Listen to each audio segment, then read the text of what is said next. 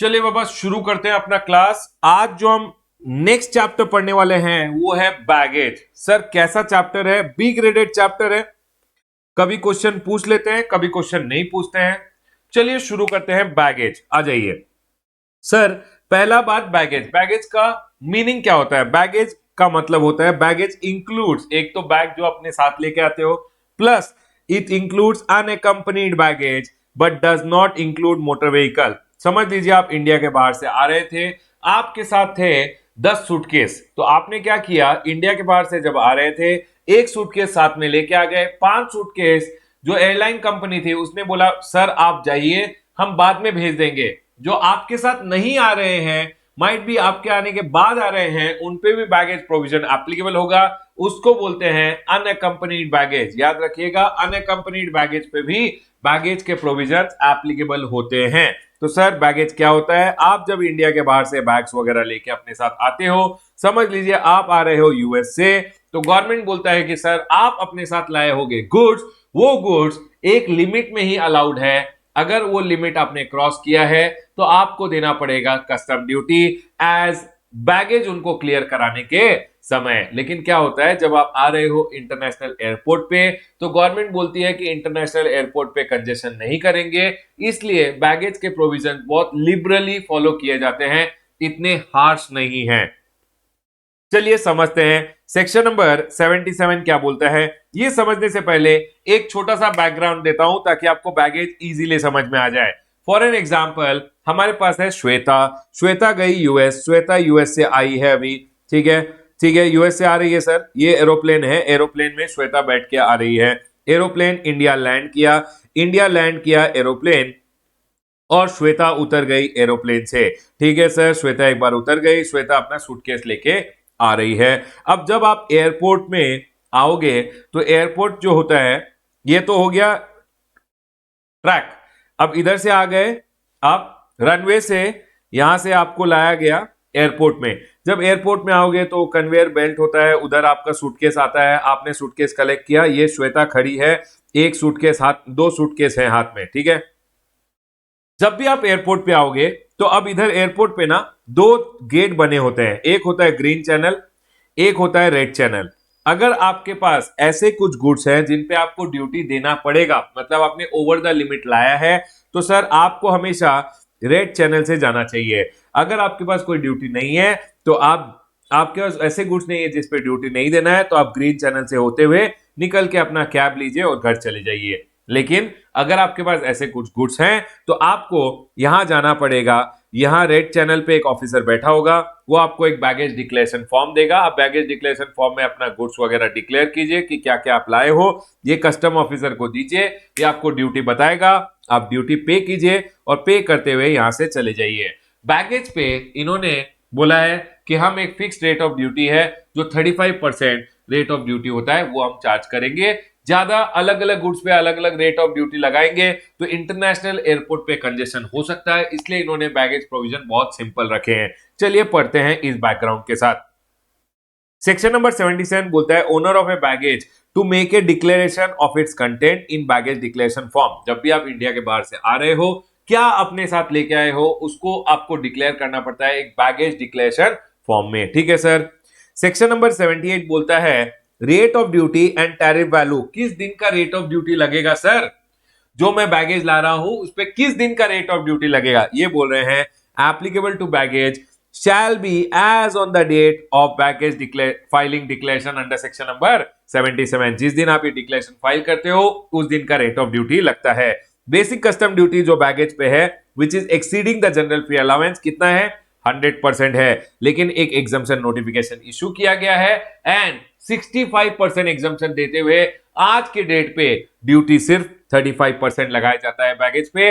लेकिन जो वो एग्जम्पशन नोटिफिकेशन है उसमें स्पेसिफिकली इन्होंने बोला है कि अगर आप इंपोर्ट कर रहे हो फायर आर्म, कार्ट्रिजेस, बाबा जो बुलेट्स होते हैं, बंदूक की बुलेट, अगर ग्रेटर देन 50 है बैगेज में ला रहे हो, cigarette, cigar and tobacco, CCT, greater than 100, cigarette greater than 100 है, सिगार ग्रेटर देन 25 है एंड टोबैको ग्रेटर देन 125 ग्राम है। या कोरियर इंपोर्ट है तो उस पर हमेशा 100% ड्यूटी लगेगा, उसके लिए कोई एग्जम्पशन नहीं दिया गया है। बैगेज पे जनरली रेट 100% है, लेकिन फिर इन्होंने बोला 65% का एग्जम्पशन देते हुए सिर्फ 35% ड्यूटी लगेगा प्लस सोशल वेलफेयर सरचार्ज 10% लगेगा। लेकिन अभी अगर आप देखोगे उस एग्जम्पशन नोटिफिकेशन में यह भी बोला गया है कि fire arms cartridges greater than 50 and courier import plus CCT greater than 125 and 125 ग्राम अगर आप लाए हो तो उस पे कोई एग्जम्पशन नहीं मिलेगा, 100% ड्यूटी देना पड़ेगा प्लस 10% सोशल वेलफेयर सरचार्ज। ठीक है सर।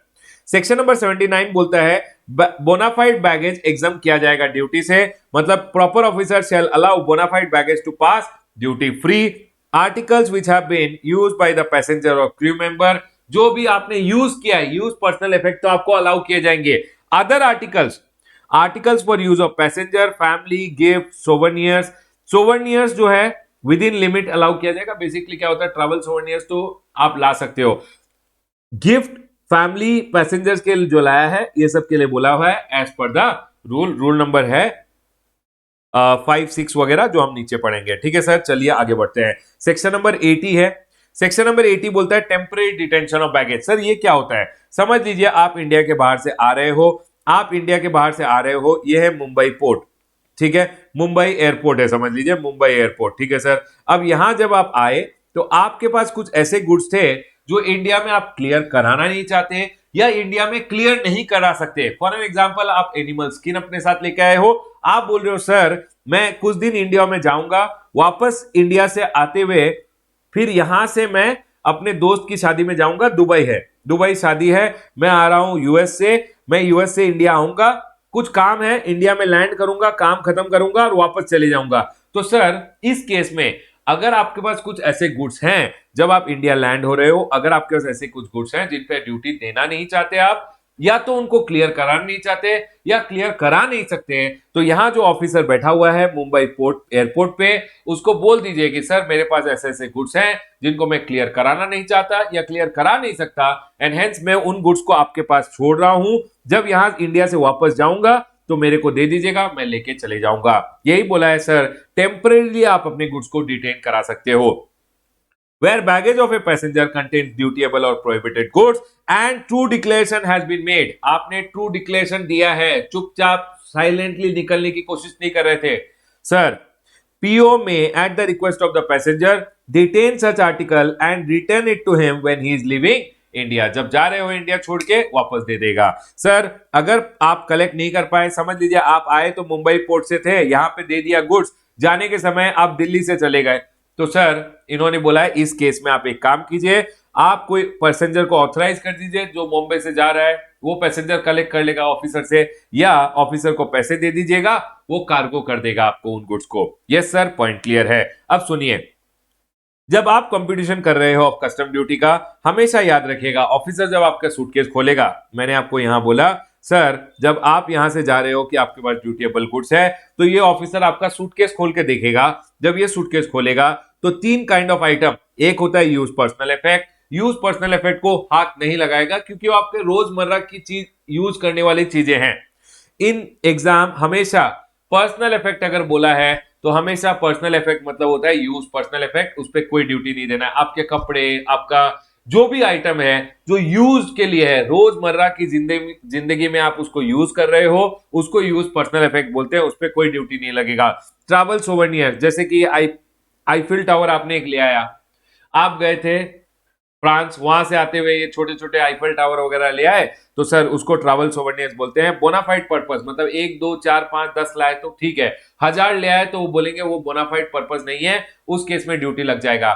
एग्जाम में हमेशा याद रखिएगा ट्रैवल सोवेनियर्स मतलब बोनाफाइड पर्पस ही है। नेक्स्ट, एक laptop for passengers greater than 18 years, no value limit, ये भी अलाउड है। ठीक है sir, exempted from duty, use personal effect, travel souvenir और एक लैपटॉप आपको हमेशा अलाउड रहेगा।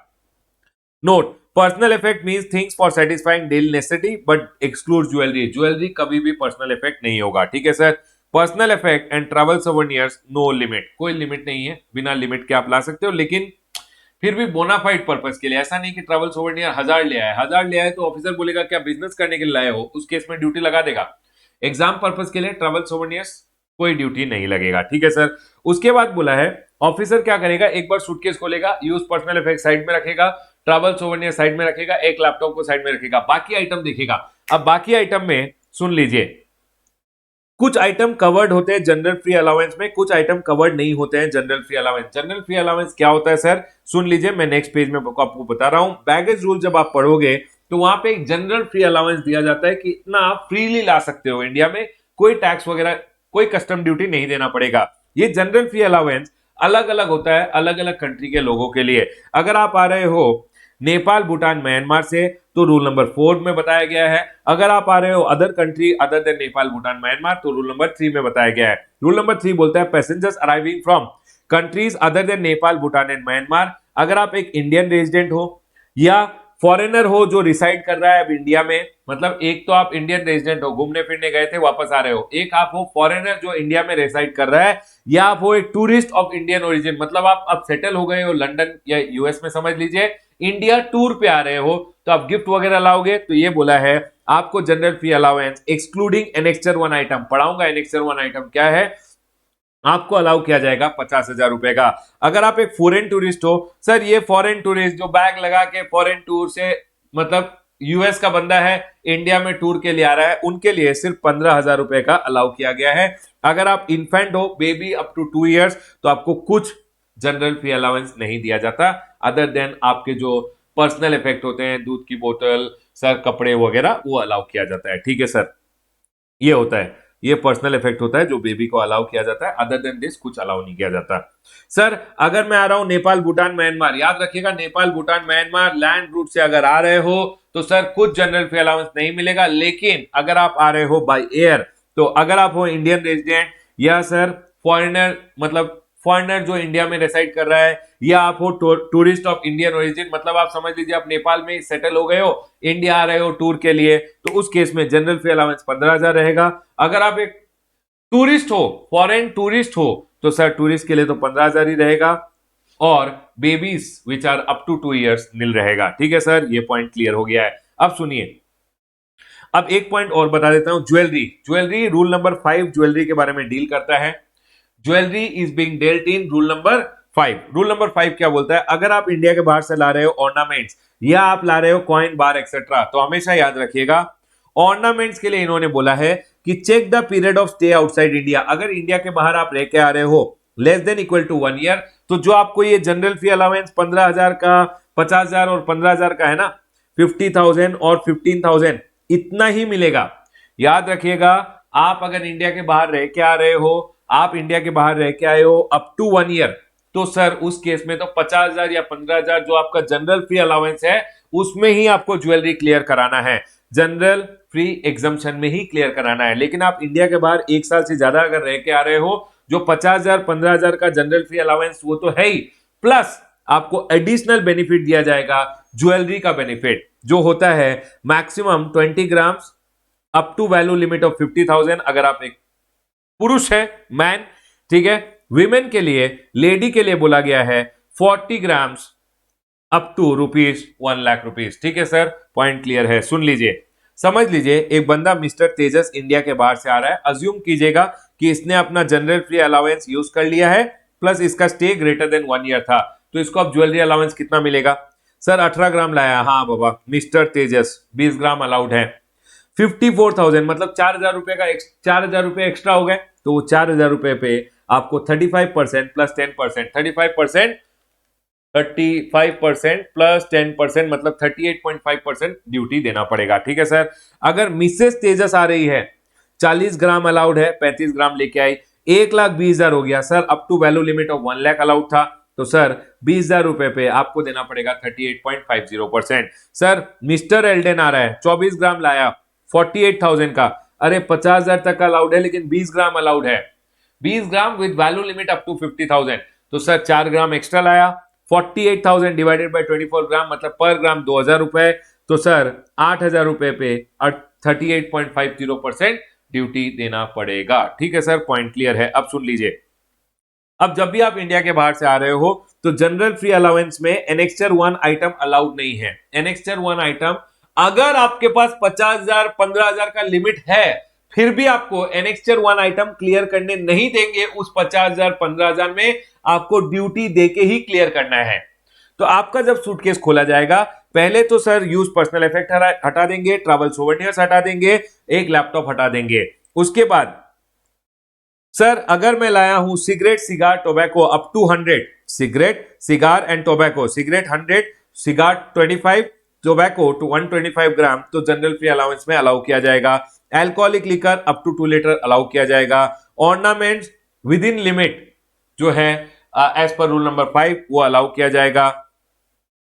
अरे ऑर्नामेंट्स एक काम कीजिए, टोटल ऑर्नामेंट्स यही लिख दीजिएगा, ठीक है सर, पॉइंट क्लियर है। उसके बाद लेकिन याद रखिएगा, अगर ऑर्नामेंट्स नहीं है, मतलब ये सब नहीं है, समझ लीजिए आप कॉइन बार वगैरह ला रहे हो, तो वो एनेक्स्चर 1 आइटम हो जाएगा। ड्यूटी ऑन फुल अमाउंट, कोई एग्जम्पशन नहीं है, उस पे पूरा अमाउंट पूरा पे ड्यूटी लगेगा, कोई एग्जम्पशन नहीं है, ठीक है सर। अब सुनिए, कार्ट्रिजेस, ये जो बंदूक की गोलियां हैं, ये अगर ला रहे हो up to 50, general free allowance में अमाउंट लिखिए। अदर आर्टिकल, तो एक काम कीजिएगा, ऑर्नामेंट्स एक काम कीजिएगा, आप यहां टोटल अमाउंट लिख दीजिएगा, ठीक है। कार्ट्रिजेस लिख लीजिएगा।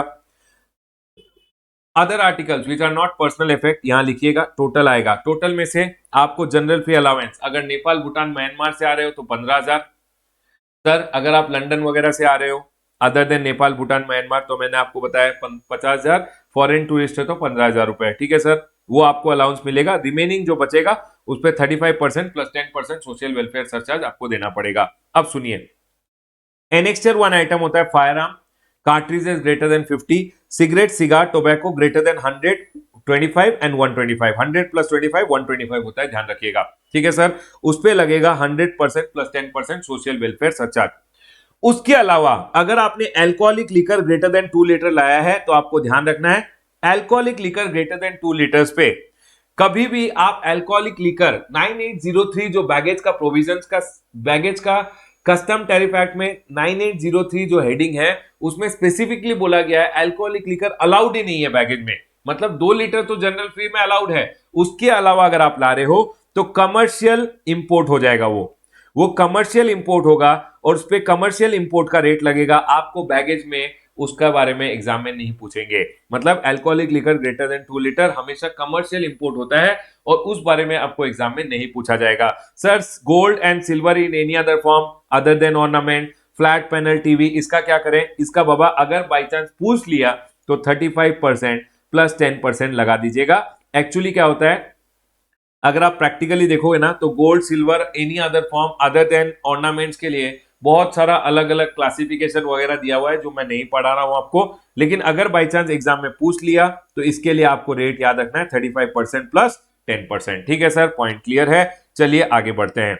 एक्चुअली प्रैक्टिकली देखने जाओगे तो गोल्ड, सिल्वर वगैरह जो any other form pure form में आता है ना, उसके लिए बहुत अलग अलग रेट्स वगैरह दिया हुआ है, आप बैगेज में ला ही नहीं सकते, ठीक है सर, पॉइंट क्लियर है। लेकिन फिर भी मैंने आपको बता दिया है 35% प्लस 10% इन दोनों के लिए आप याद रख सकते हो। मेरे को नहीं लगता एग्जाम पॉइंट ऑफ व्यू से ये इंपॉर्टेंट है, एग्जाम पॉइंट ऑफ व्यू से आपको ये और ये ध्यान में रखना है। आ जाइए, अब मैंने यहाँ पे कुछ इंपॉर्टेंट नोट्स लिखे हैं। Important notes, be very alert when the question relates to Nepal, Bhutan, Myanmar. क्यों सर? क्योंकि नेपाल, भूटान, म्यांमार से अगर आप रोड से आ रहे हो तो कोई बैगेज का प्रोविजन, कोई जनरल फ्री अलाउंस नहीं मिलेगा। अगर एयर रूट से आ रहे हो तो ही जनरल फ्री अलाउंस मिलेगा, ध्यान रखिएगा। Passenger arriving by land from Nepal, Bhutan, Myanmar only use personal effect allowed, no general free allowance. जो आपके कपड़े वगैरह यूज आइटम है वही अलाउड होंगे, जनरल फ्री अलाउंस नहीं दिया जाता, पूरे आइटम्स पे ड्यूटी लगता है, ठीक है, अदर देन पर्सनल इफेक्ट।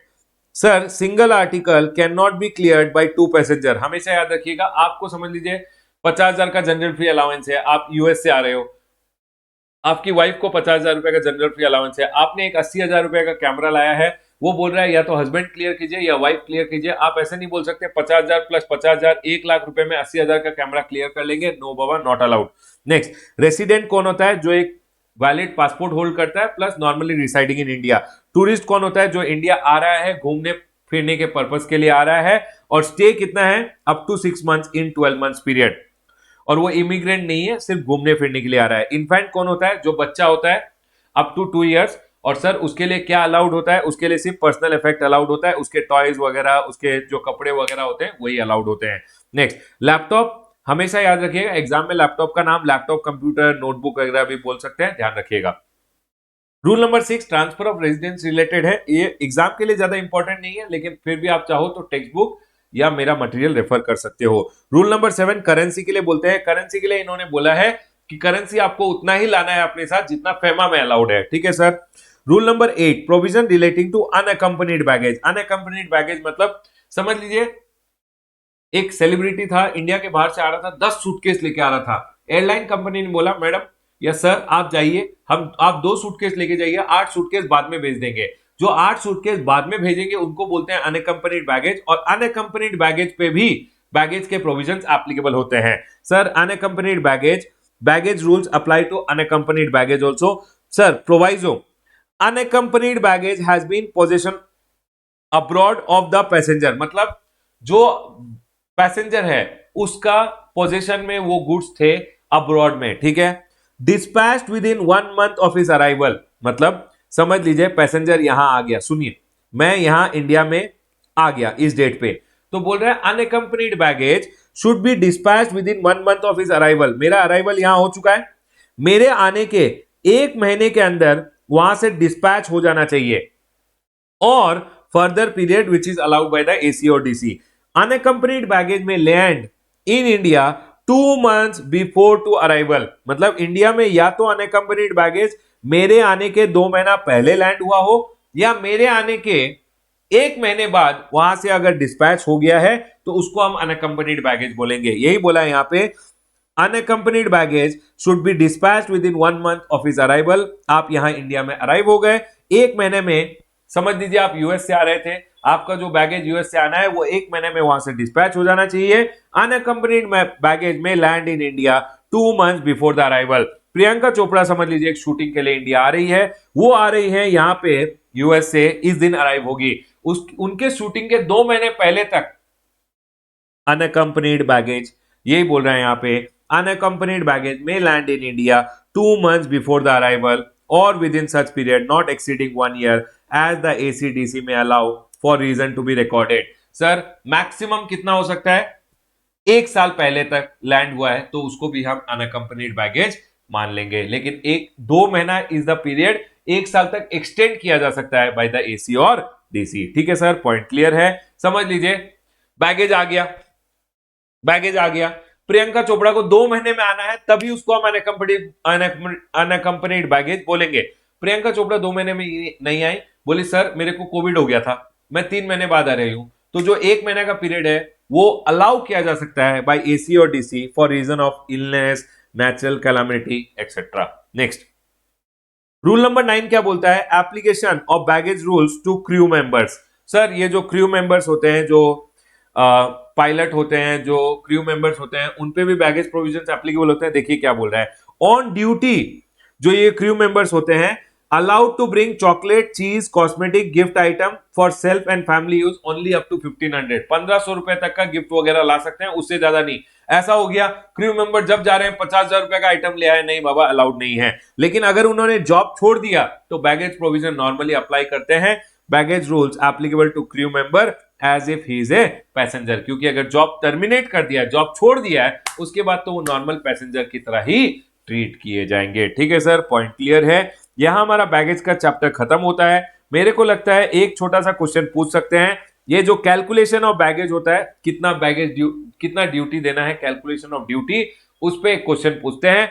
अच्छे से क्वेश्चन को प्रैक्टिस करके जाइएगा। यहां मेरा चैप्टर ऑफ बैगेज खत्म होता है, मैंने आपको बता दिया है, बी ग्रेडेड चैप्टर है, 4 मार्क का एक क्वेश्चन पूछ लेते हैं, राइट एवरीवन। यहां मैं अपना चैप्टर ऑफ बैगेज क्लोज करता हूं।